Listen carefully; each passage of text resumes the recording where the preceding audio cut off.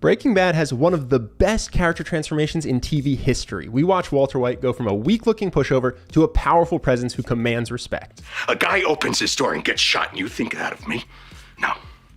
I am the one who knocks. While you definitely don't want to be like Walt in every way, there are 4 habits you can learn from him to look and feel extremely confident in any situation. You're goddamn right. And even though Breaking Bad is a scripted TV show, all the psychology covered in today's video will apply to your actual life. The first thing Walt did to stop looking weak was learn to project confidence with his body language. We see this for the first time when he stands up to a guy who's bullying his disabled son. I'll mess you up, man. Well, you'll have one shot. You better make it good. Huh? What, are you waiting for your girlfriends? You better go. You better go. Take it.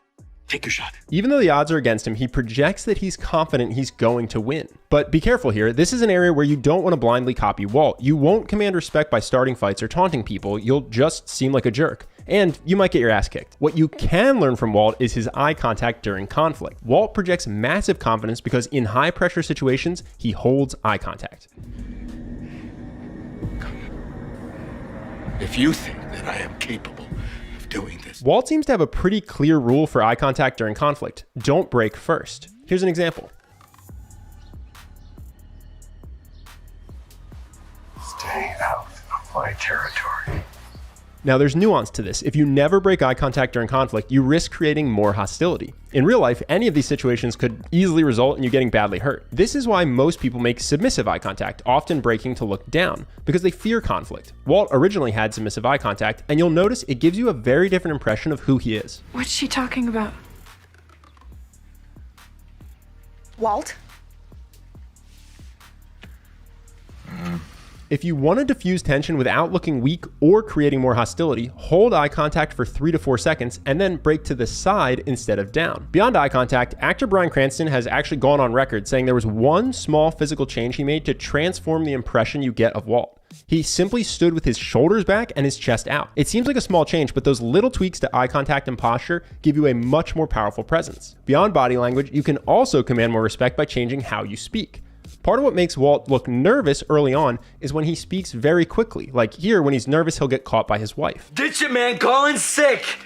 Listen, that is just not going to work for me. I'm not interested in that at all. And I would appreciate it if you don't call here anymore. Contrast that with these next 2 clips where Walt's more confident.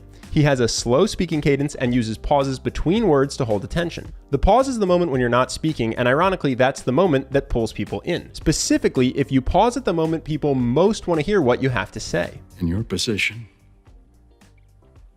I would have done the same. Jesse, you asked me if I was in the meth business or the money business. Neither.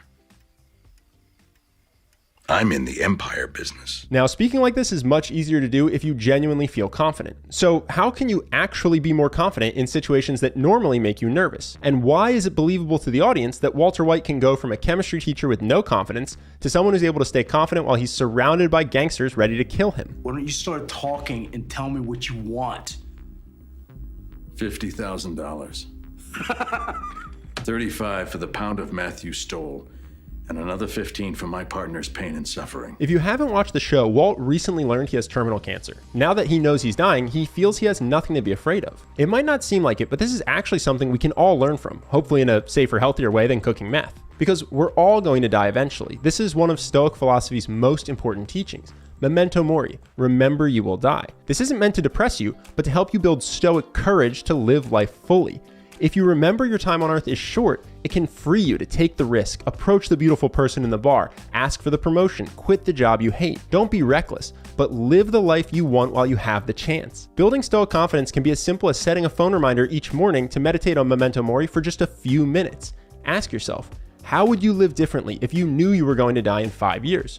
What about 1 year? What about 1 week? You don't have to start living like you're going to die in a week, but it can help you find the confidence to prioritize what's important and stop putting off the life you really want to live. Now, while Memento Mori is the reason Walt can be so calm under pressure, that mindset alone wouldn't have helped him survive for long in the meth world. And especially after his cancer goes into remission, Walt definitely does not want to die.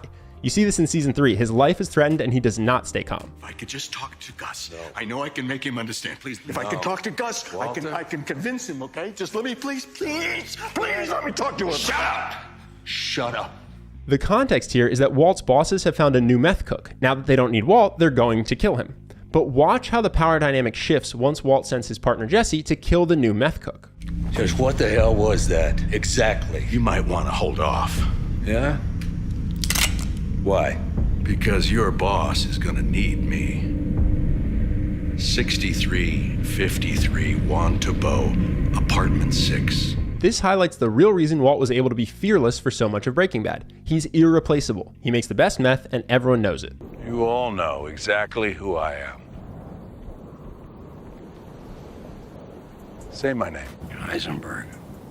You're goddamn right. It's Walt's confidence and his irreplaceable skill that give him power and respect in almost every situation. And while Breaking Bad is a fictional show, that dynamic is very real. If your employer or clients think you're irreplaceable, they'll do anything to keep you. This is true in a romantic partnership as well. The frustrating part for many people is what actually makes someone irreplaceable. It often doesn't seem fair. The hardest worker doesn't always get promoted, and the nicest person doesn't always get the most dates. That's because for most people, getting what you want in life is actually a mix of two things: your ability and your ability to make people like you and respect you. That's the power of charisma. When you have it, the world suddenly opens up for you. Either way, I hope you enjoyed this video. I really appreciate you taking the time to watch it, and I hope to see you in the next one.